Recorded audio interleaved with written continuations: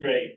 I will call the meeting to order and ask somebody to make a motion to go into executive session pursuant to CRS 24-6402-4F to discuss personnel matters to include the biannual review, evaluation, and discussion regarding the performance of the fire chief. So I'll second that. All in favor, say aye. Aye. We are in recess till 1:30, at which time we'll be back in the room.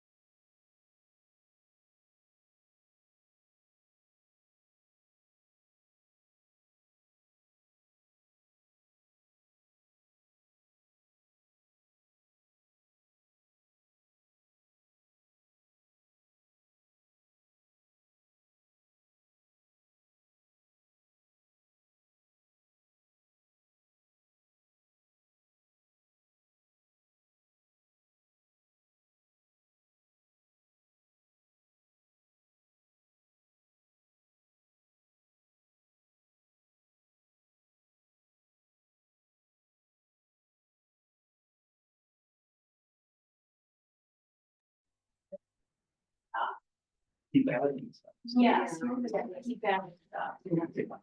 You know, but it's also about safety, remember fatalities, fractures. So maybe we're talking a little bit about wildlife. Welcome, everybody. I'm going to call us back into regular session. We've been out in executive session. It's probably everybody already knows. And I'd like to ask everybody to please join me in the Pledge of Allegiance. I pledge allegiance to the flag of the United States of America, and to the republic for which it stands, one nation under God, indivisible, with liberty and justice for all. I'll note that everybody's here. Roll call. Okay, we do have one amendment to the agenda. We're going to go into executive session later on to receive advice of legal counsel regarding a matter related to a former volunteer. Any other changes, Chiefs? Okay, any warden presentations? Okay, great. We've got public here. Any comments from the public either in the room or out in the video land?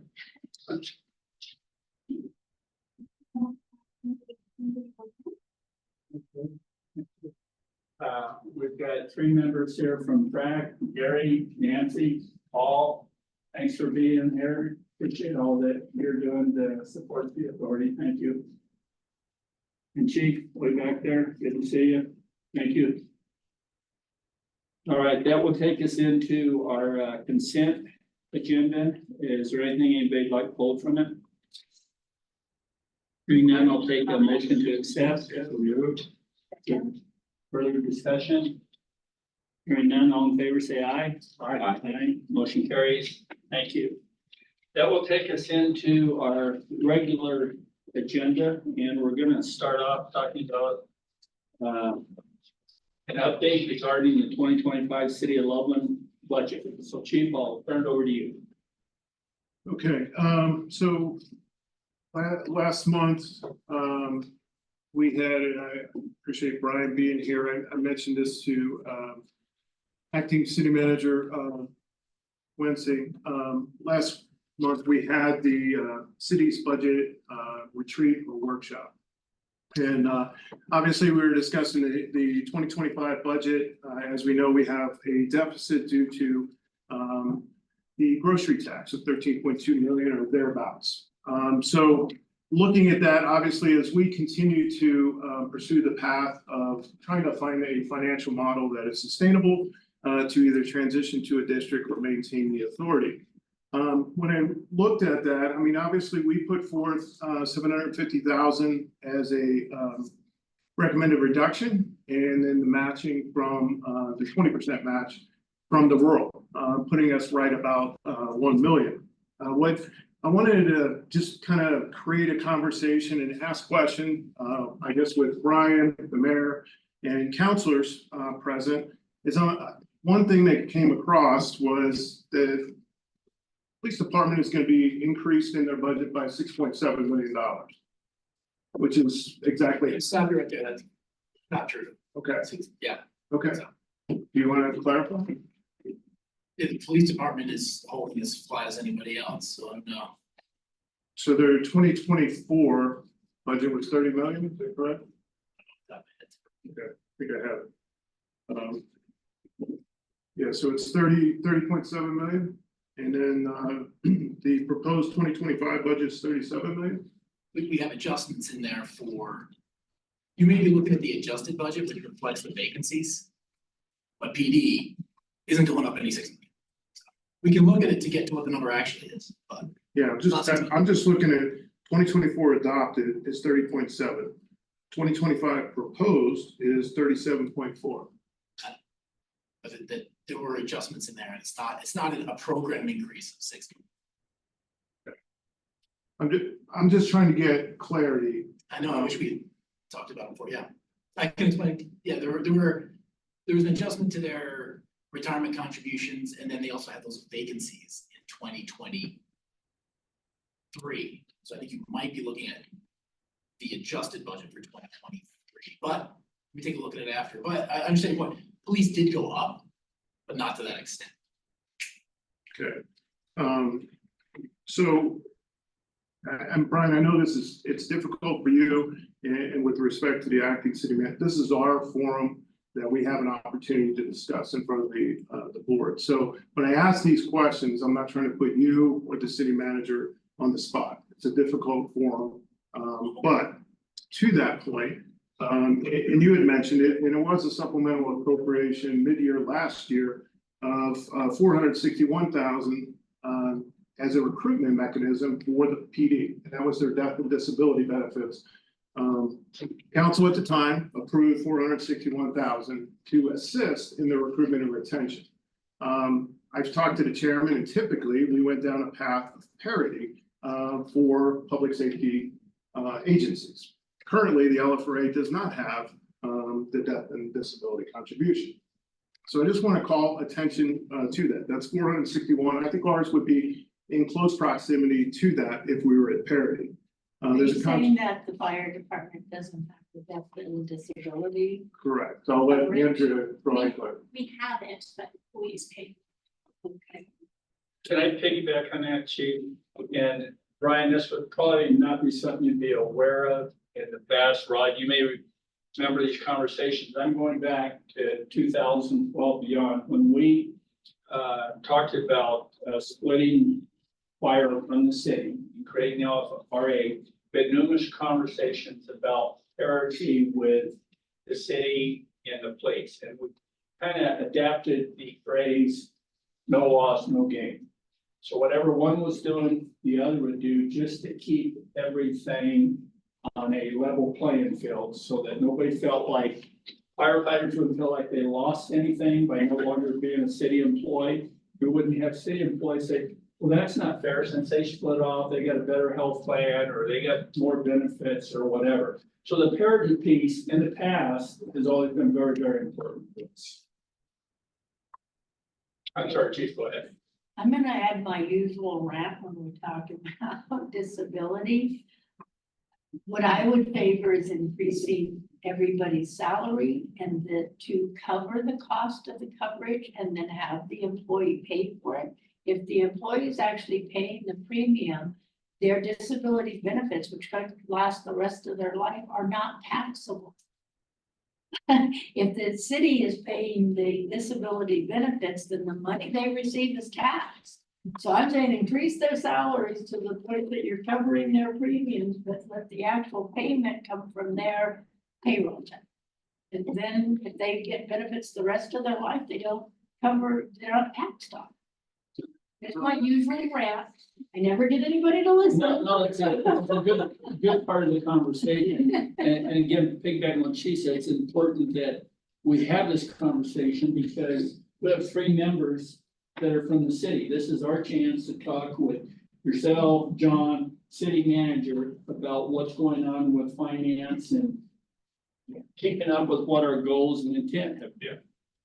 And so why do I bring any of this up? I mean, the parity is certainly something of consideration, but as we're trying to figure out what a financial model would be through this unification process, again, whether it's a district or some sort of modified equation, is I just want to be able to wrap my arms around exactly how much money is there, where it's being distributed, and what each organization is receiving in return. I am certainly not undermining Chief Duran or the police department. I want them to be fully funded just like anybody else.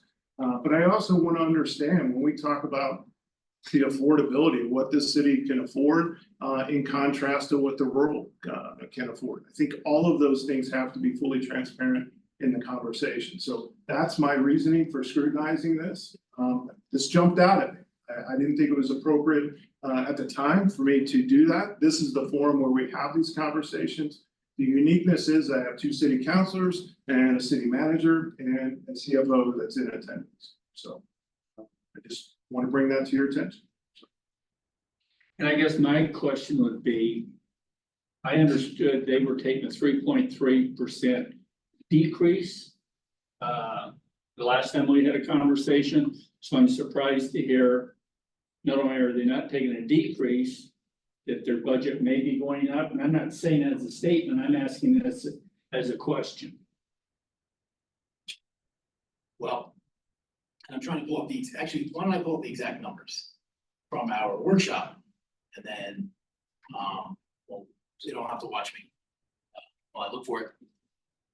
The police department, like all other departments, the exercise we went through is we had to account for what we call our base increases, right? Things like merit increases for staff, utility cost increases. So process was we took the 2024 spend levels, programmed those required increases in there, and then went through and did the reduction exercise. So departments went up before they went down. So that is part of the process that can lead to some confusion. The PD, like I said, I'll get the number of, I don't know if net of all of that, if they went up or down from 2024 to 2025. But it wasn't the 6 million increase that chief had indicated. It's less than that this month. Yeah, that we went up 4% before the cuts and the police would have gone up 20%. Approximately. Okay, again, there were the adjustments in there. It would have been good to have this conversation before this meeting. To clarify with that. Yes, But Mr. Chair. now, Yes, go ahead, Rod. Yes, appreciate the conversation. I would say that perhaps that we could ask maybe our the finance team at the city, LFRA's finance team and the chief get together, talk about this, kind of work through the numbers, making sure that they're correct. And certainly could follow up with an email or something to the board that is, you know, kind of where that's at, and to flush out the numbers, if you will. But there might be just kind of some number confusion perhaps. But that would be my suggestion, if you will, just to make sure that you maximize the time to get through it. Yeah, and we're happy to see the police department treated the way they're being. I mean, we all support the police, so we don't want any of this conversation to sound like we have a concern there. But we do have an obligation to the fire authority and all the employees there to say, here's why they're seeing an increase and we're not. If we don't understand it, we can't ask them to understand it. So anything you can give us in writing that we can share with the fire authority employees will be most beneficial. If I might ask a question along those lines, if I could request this of both financial people from both sides, is it possible to do that email, show Loveland where we are from 2024, as you said, increase before you decrease, show those exact parity to the police? That would be good, just so we can understand how these numbers fall out. Is that something that we can request from you guys? yeah, we could add that. That would be great. Okay, thank We'll you. do that. Did that make sense, Amy? Oh, okay. I would like to add, I've seen great things happening with the police department recently.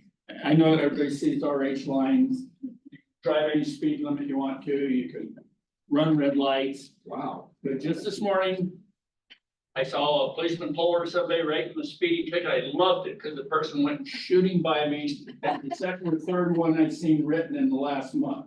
So I know they had a class graduate recently and their presence out in the street is saying, I mean, we want to support the police. Good things are happening with them.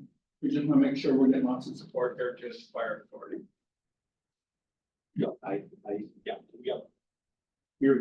we do not have, as mentioned before, the vacancies we had in 2023, we are not having in 2024. So that's the good news for the LPD in that area. And it won't be long and you'll see more information. We're rolling out red light cameras and also speed bans. Those kinds of things are coming in the future too. So those people that speed a lot will be surprised.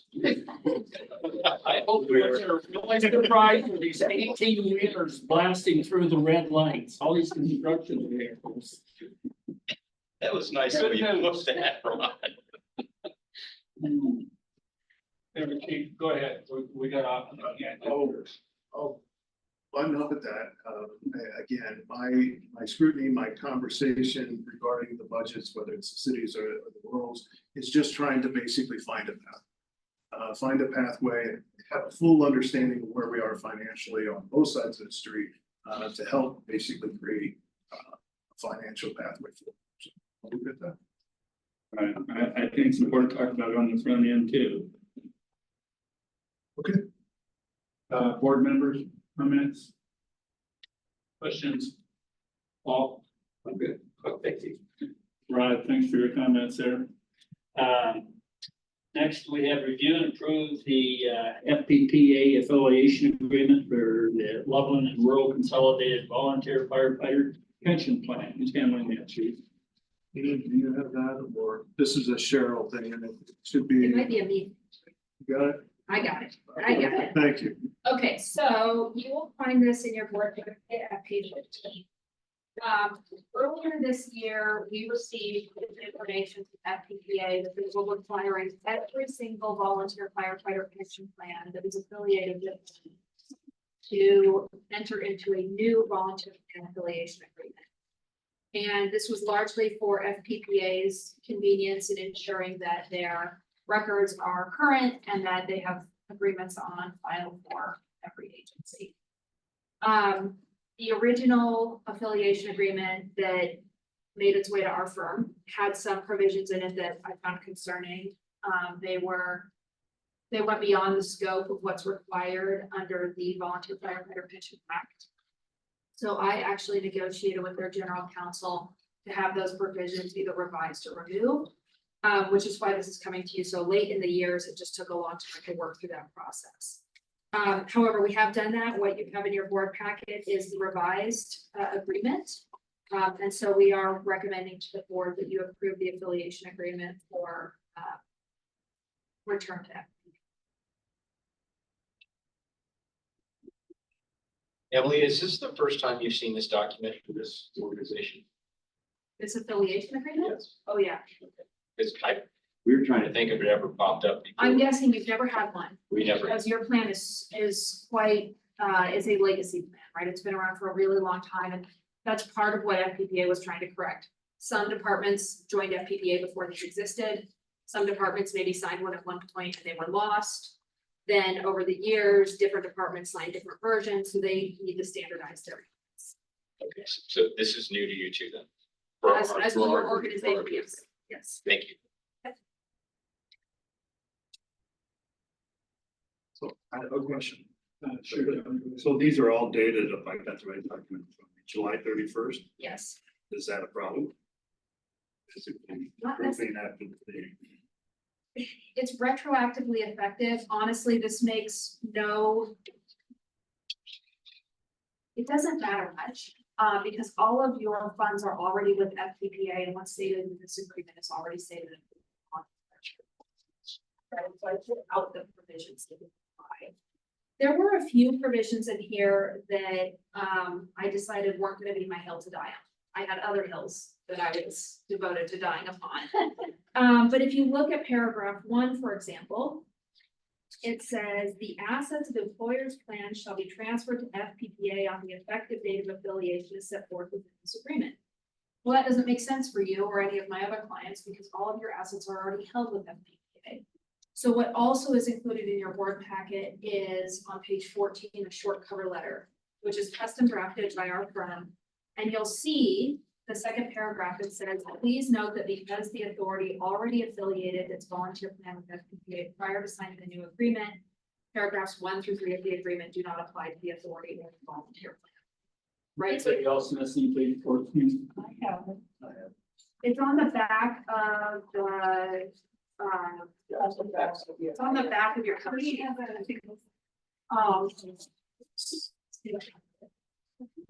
Yeah, it's page 14. isn't it?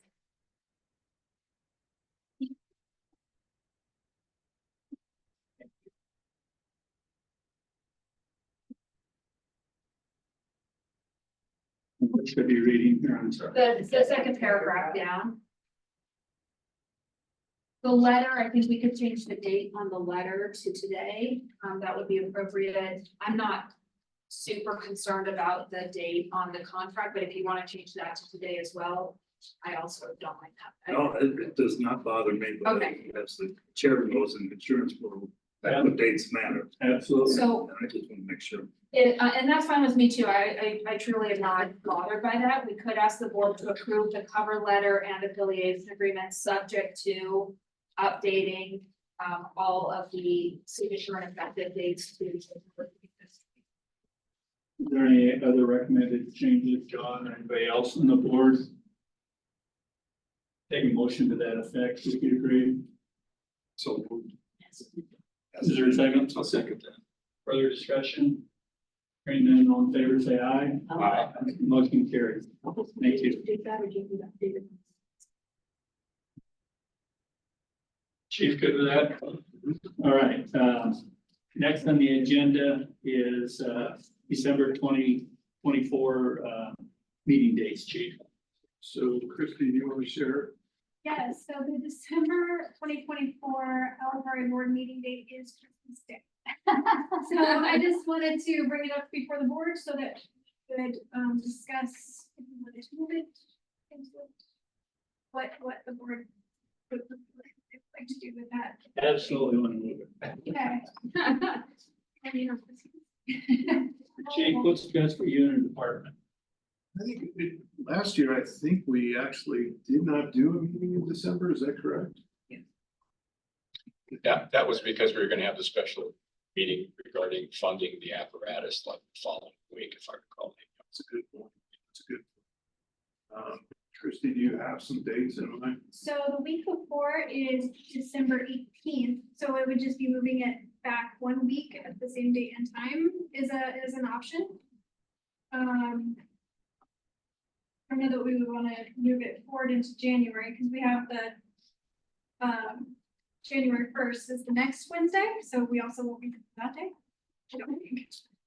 Do we have? So the 18th is really, That could be an issue. that's Well, that's gonna be, yeah, I'm sorry. I'm sorry, Chris, you're proposing the 18th. the 18th. And I support that. Anybody else have a conflict or comments on that? I'm good with the 18th. You need a motion on it or just do it? Motion. Okay, I need a motion that we change our December meeting to December 18th.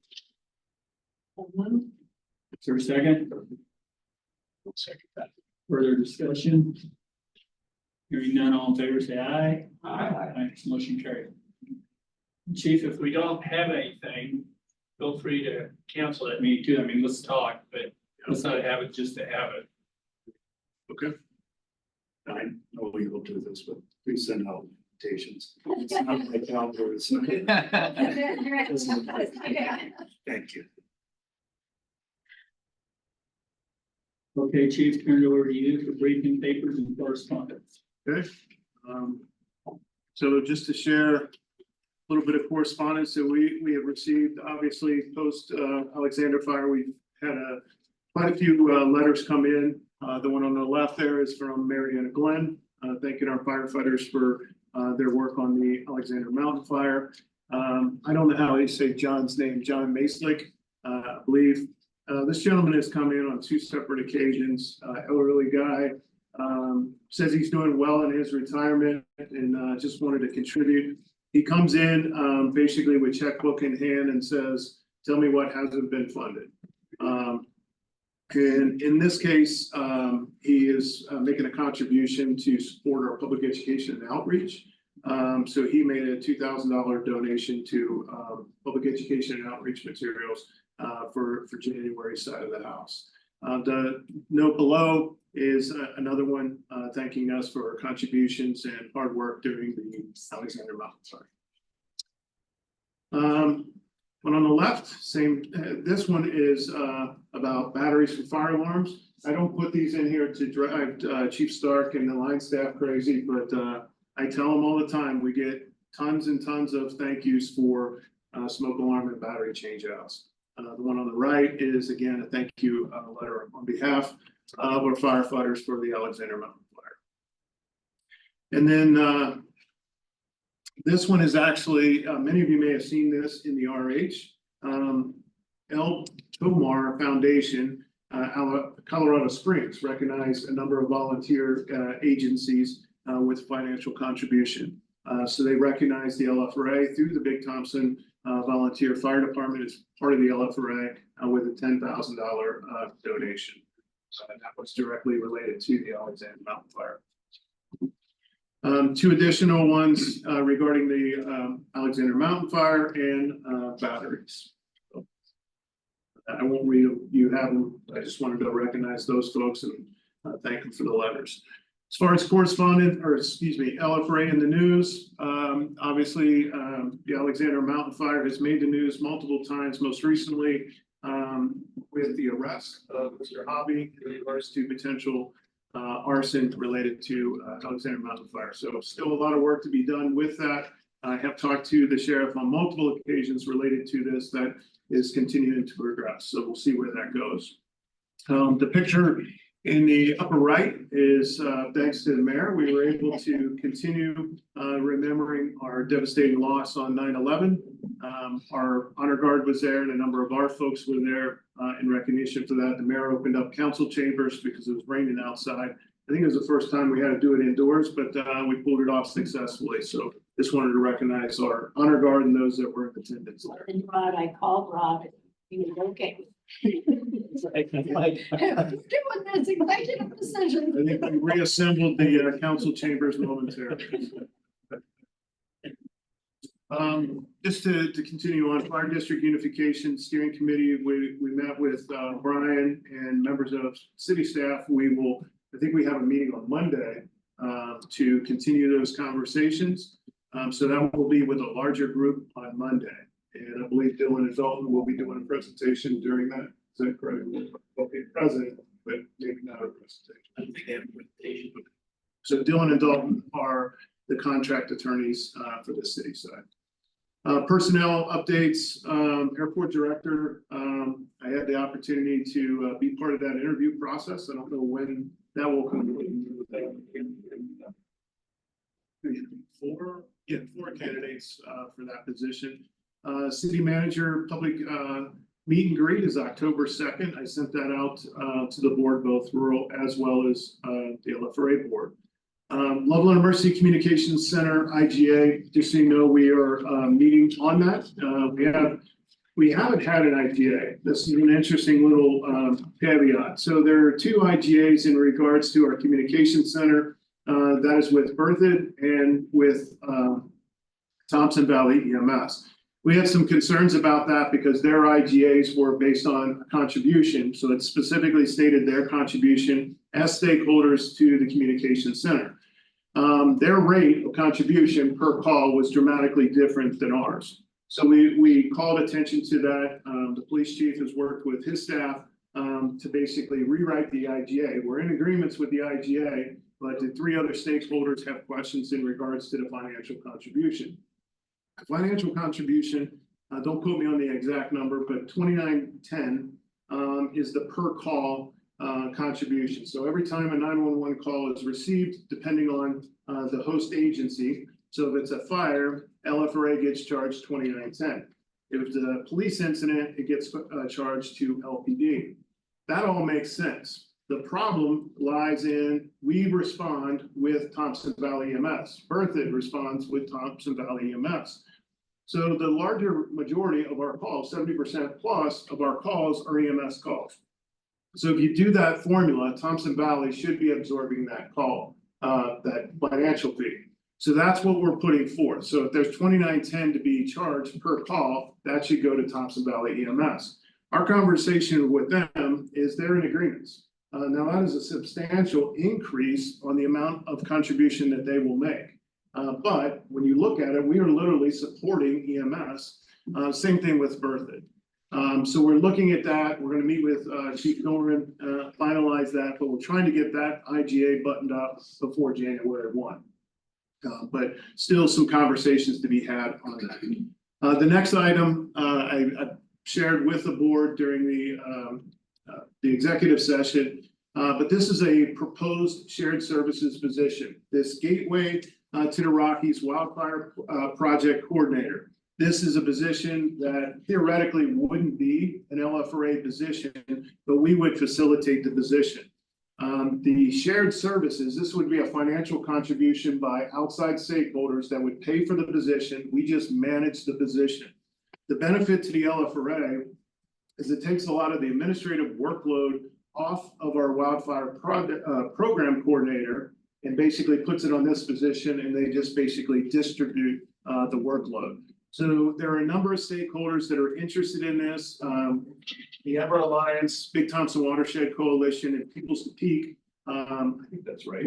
Peaks to People. I screwed that up. Peaks to People. Those are three who would be financial contributors to this position. So it's a conversation that we're having. I really think it could take our wildfire program to the next level and alleviate some of the workload on our staff. Next item is the rural district response boundary. Now, I'm sharing this with the LFRA board. I've shared it with the chairman from the perspective of the rural. This will be a conversation at a greater level for the rural board. But I want you to imagine, and I don't know how well everybody knows our service area, but if you go to Pinewood, for example, you know where the reservoir is in the dam. Our service area goes just beyond that dam, and that's basically the conclusion. Well, there's homes and residents well beyond that. It has not been an issue. From an emergency response perspective, we will go. We are not going to leave somebody on their deathbed or with an emergency without us responding. We are the closest agency. The problem is beyond that service area, they're not paying taxes. So one of the things we wanted to do is, number one, post a wildfire event, insurance companies are really scrutinizing premiums. So people that are trying to renew their insurance are seeing these skyrocketed premiums. So what we wanted to do is post where our district line ends or our response area ends, so they know it, and then start to educate them and see if there would be an opportunity, and Emily and I briefly talked about this, of bringing them into our service area. So that would make them a taxpayer to our service area or to the LFRA. The reason I'm adamant about this now is because we're now offering non-emergent services, meaning mitigation services that cross that line. Now, we have been very firm in saying to Lieutenant T. Decker, who's the wildfire program coordinator, he can't take our crew beyond that line. But it gets really complicated. So if we start promoting where our line is and start educating the public, it's going to serve them incredibly well. Because one of the things they're going to need when they renew their policy is they're going to need confirmation that they are within 5 miles of a fire station. Okay, that'll help their insurance. If they're beyond that, it becomes more difficult or potentially impossible for them to secure insurance. So if we were to do a public education campaign, I think we can draw these people in. It would serve both parties much better because they're going to have a reduced insurance rate, and we're going to have some additional tax base. So there are three primary areas. I got 2 listed here. Storm Mountain being one, the upper filings, Pinewood, and then Buckskin Heights is the third one. Now, Chief Ward and Chief Smith have told me that we've had conversations about this in the past with previous boards, and there's been some pushback on it. I'm not sure what that pushback would be, but I do want to approach, because all of these are rural situations. I wanted to approach that board and really dig into this, because I think it's a huge opportunity for us to kind of eliminate these political lines and make sense of it moving forward. Good question. There was pushback from our board in the past. Really, Chief? Yeah, the rural board, when we brought this forward, and it's been quite a while ago. I don't remember. Probably 10+ years, when I think it was Chief Borowski or Miller brought it forward with the Storm Mountain area, was bringing those homes in really wasn't a lot of funds that brought in, and then it became an obligation that we would respond. Where right now, if somebody calls 911, it goes to Larimer County, it's really a mutual aid request that we're mutual aid to the county. So if we were busy down here, we could say we don't have anybody to respond up there. That's, to my knowledge, never been the case that we've done that. But that was the concern at the time. And I think our response capability wasn't as robust at the time as it is now, with Station 7 being out there and stuff. So I think it's it's a different picture now than it is. Chief, if I can make a comment here. 2 years ago, my homeowner's premium was $2,800. I just got my renewal, it's $6,800. That's after I've gone from a $2,500 deductible to a $7,500 deductible. So it's basically tripled in 2 years' time.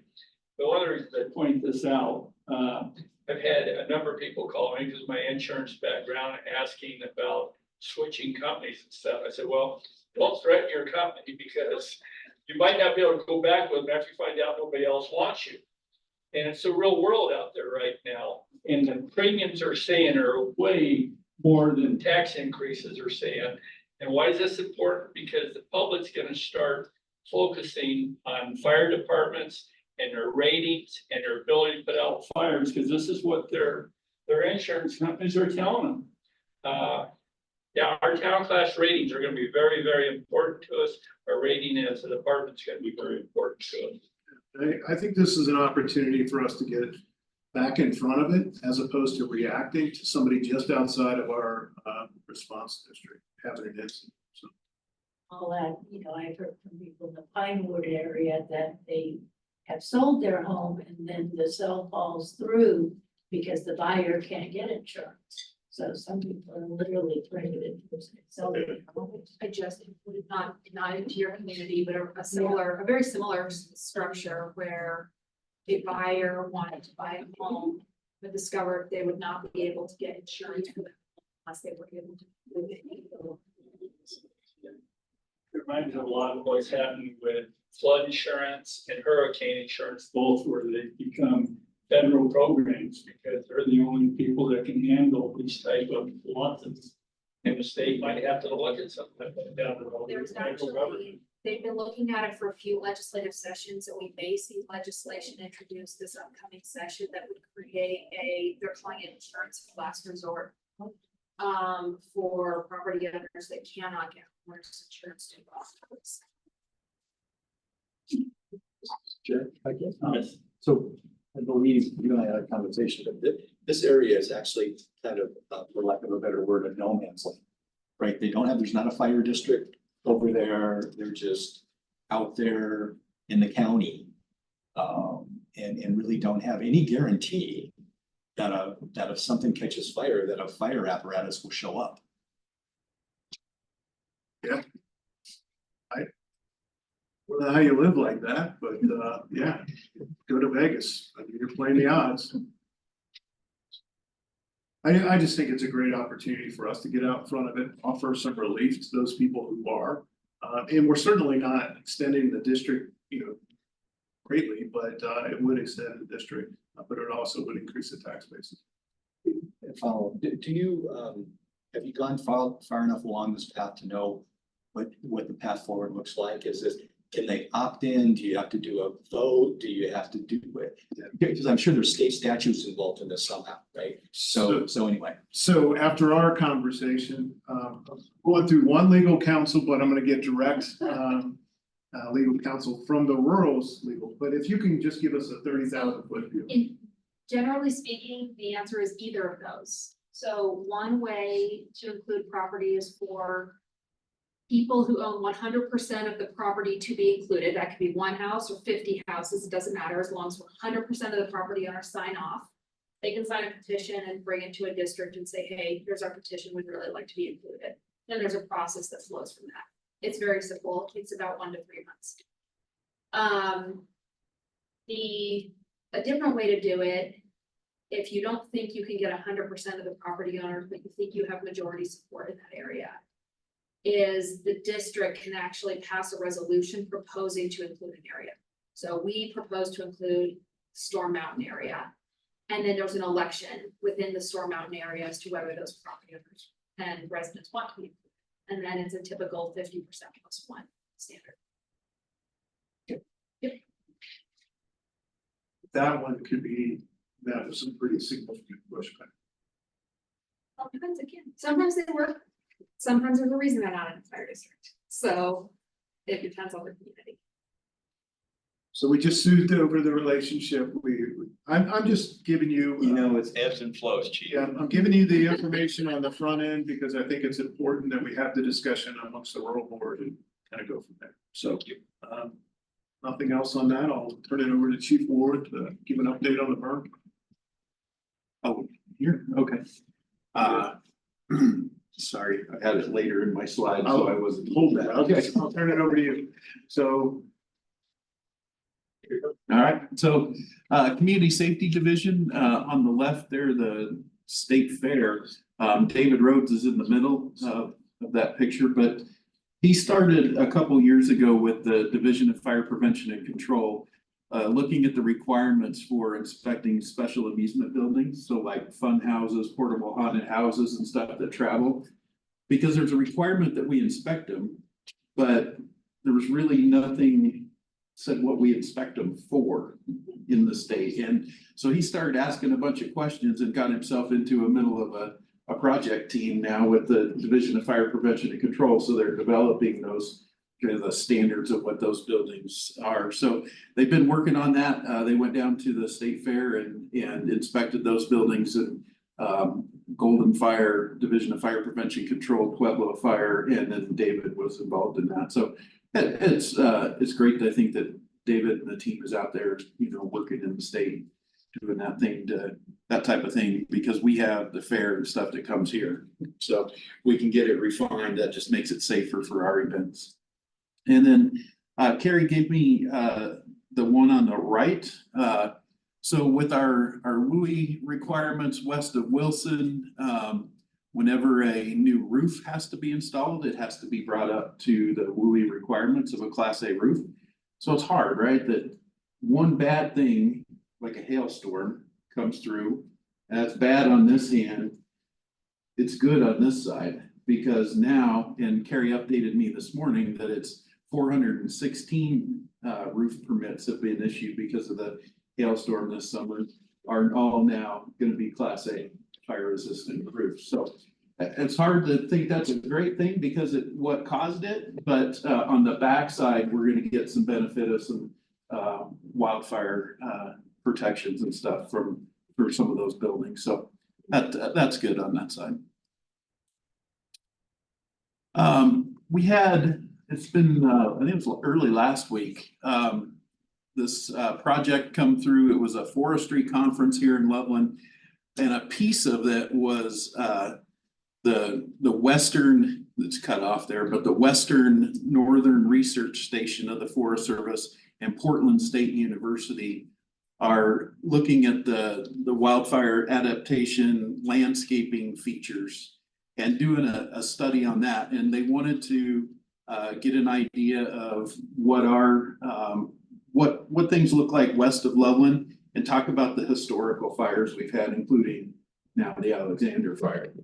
And so Carrie and it was supposed to be Lieutenant Dedecker, but he got sent to the Pearl fire, so that he wasn't able to be there. The Station 7 crew, I believe, filled in with Carrie.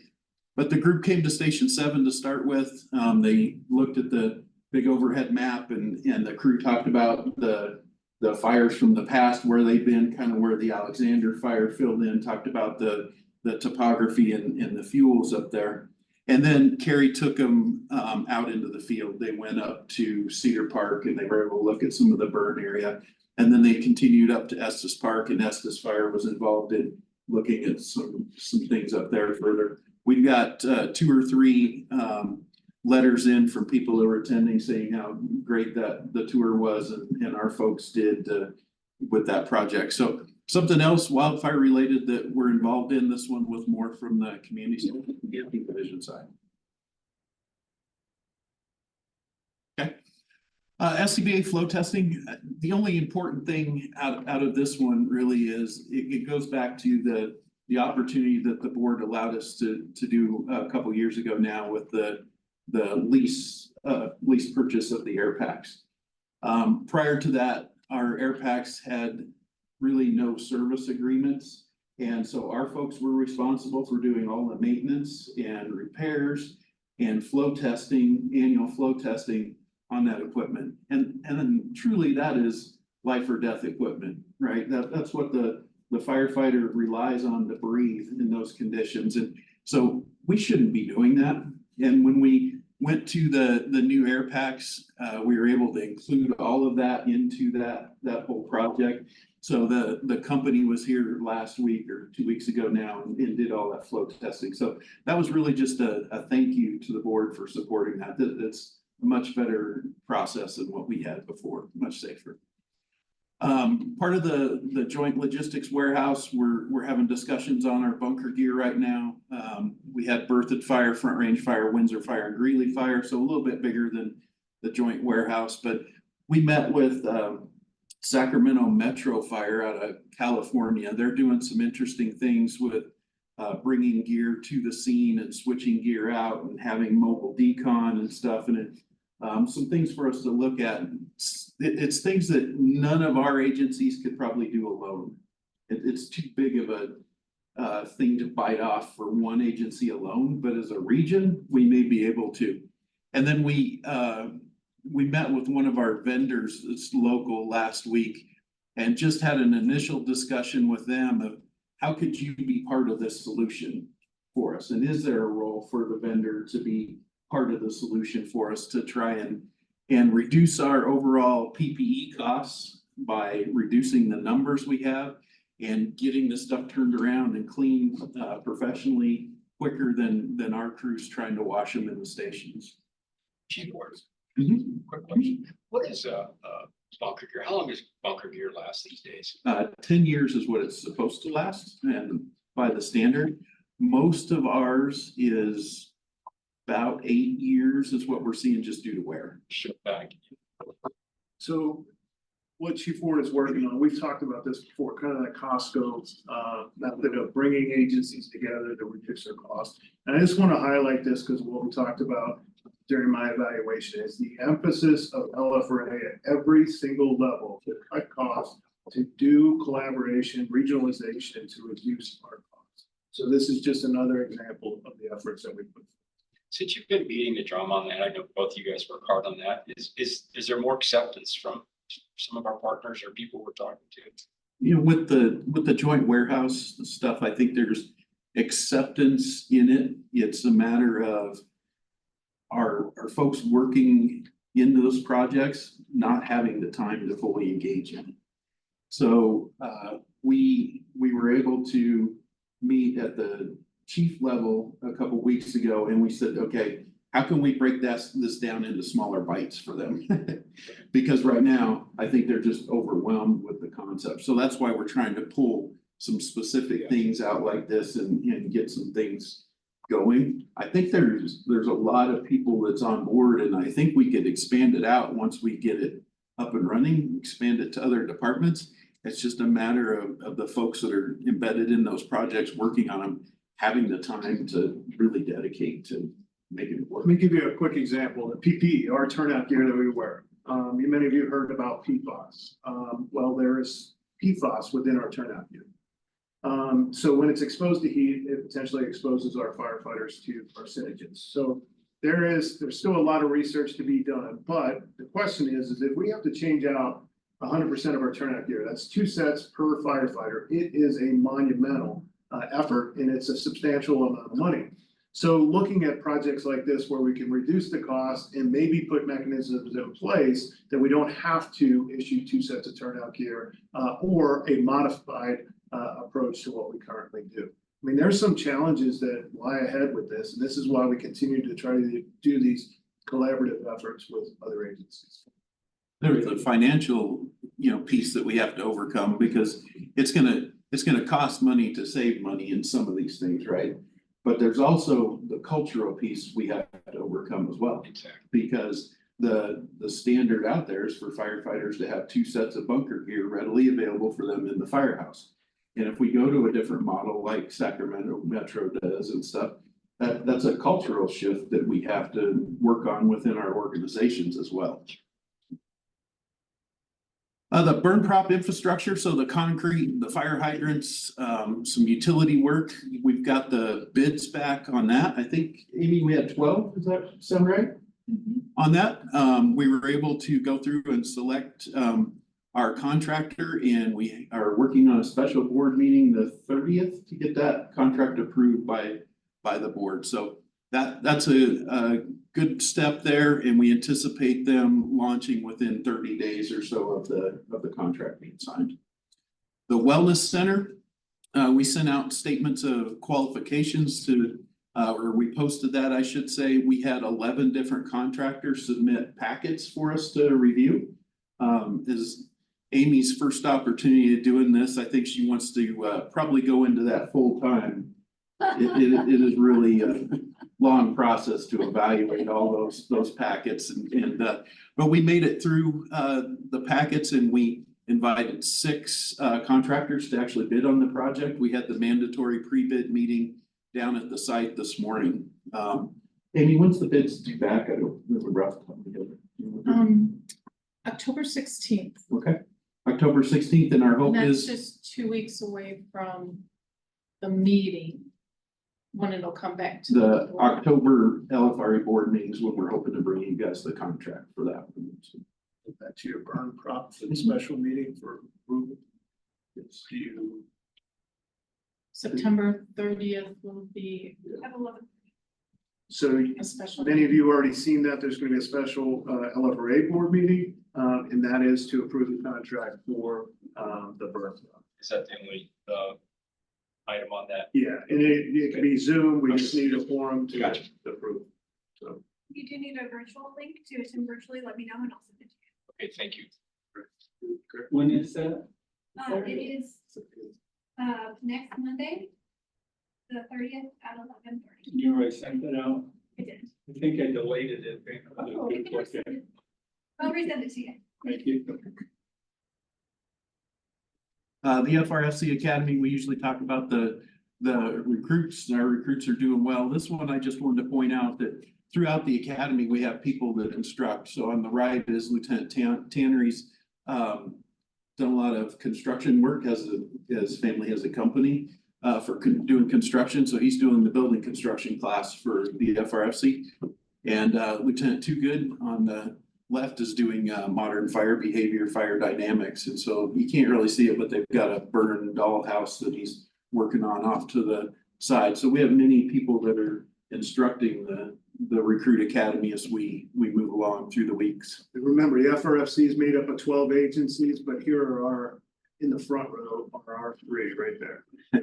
Front. Chief Ward, you were mentioning fire hydrants a little bit ago. And I wanted to ask you, it's been like 15 years ago, Windsor went to hook up to a fire hydrant, and there was no water there. I don't know if you remember that. About that time, we went out and re-inspected all of our fire hydrants, make sure we wouldn't have the same issue. Are we staying on top of that? Is that something we have an ongoing program for? Yeah, we don't go and inspect them, but the water departments do.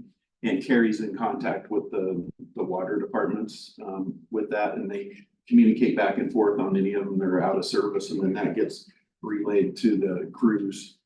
We still have hydrants that I don't know of any we've tried to use that have no water in it, but we have known areas where there's hydrants that has very little water, and that's just standard everyday, occurrence. That's where the sides of the water lines where they're at and stuff, but we haven't, to my knowledge, run into one in several Those years. been rural areas then?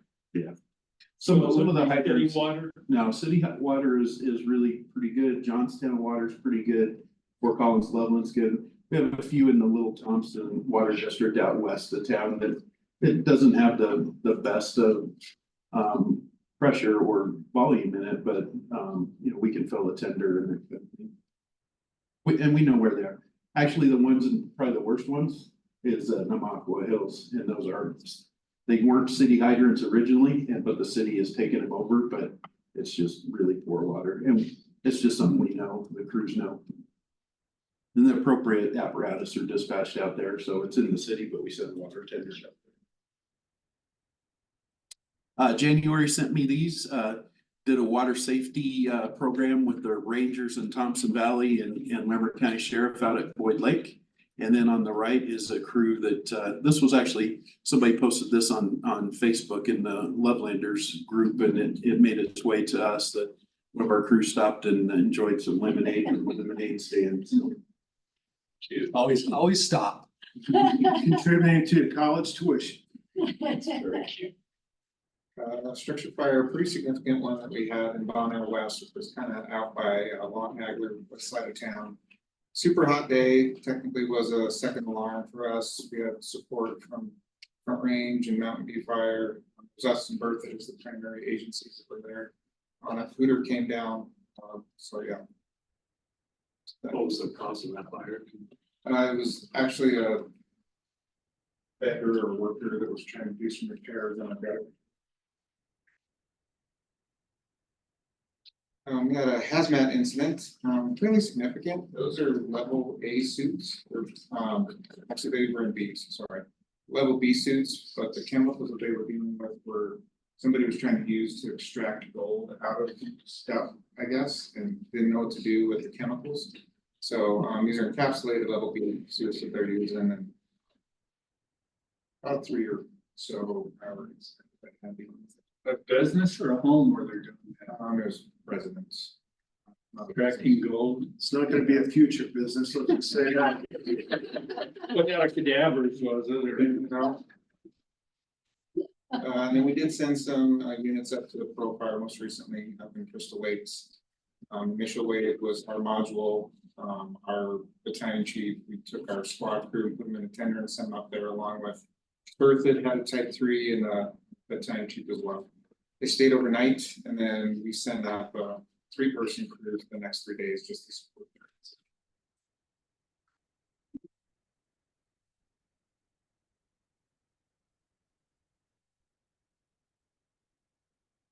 Okay, thank you, Chief.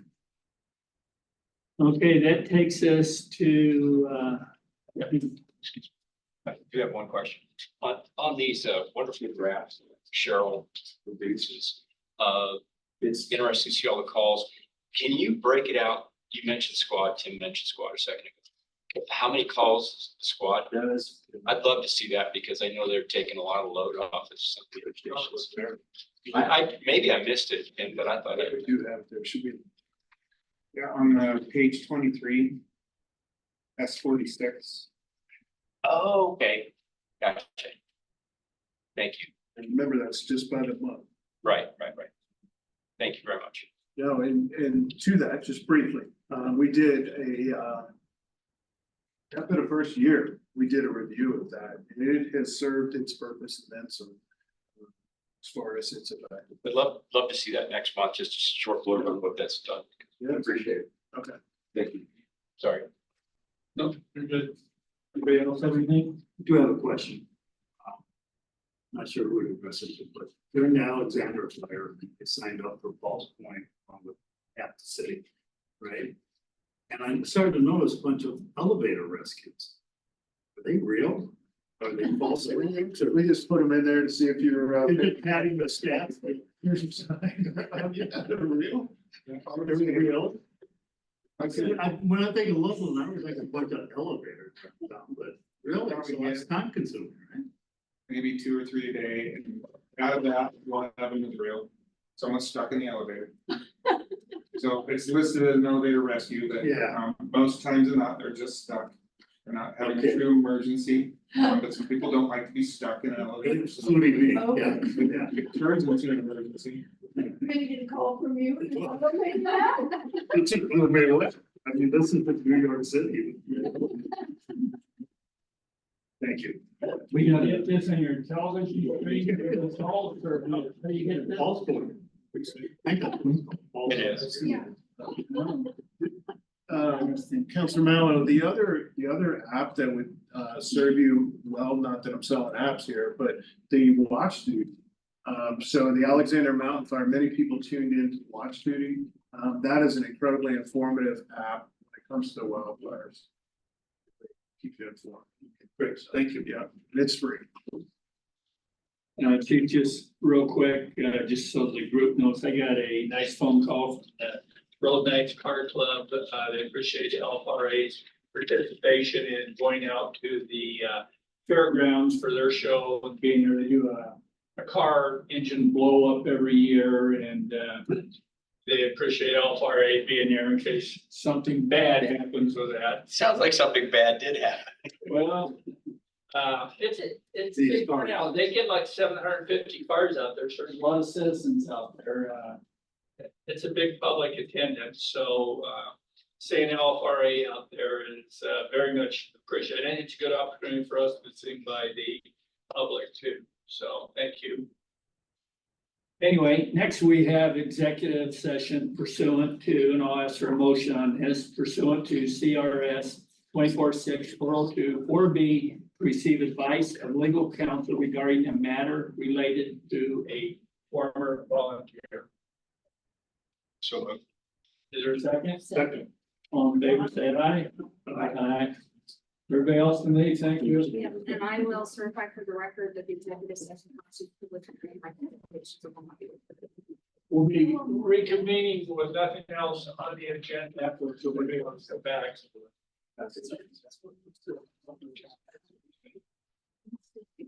It's in full.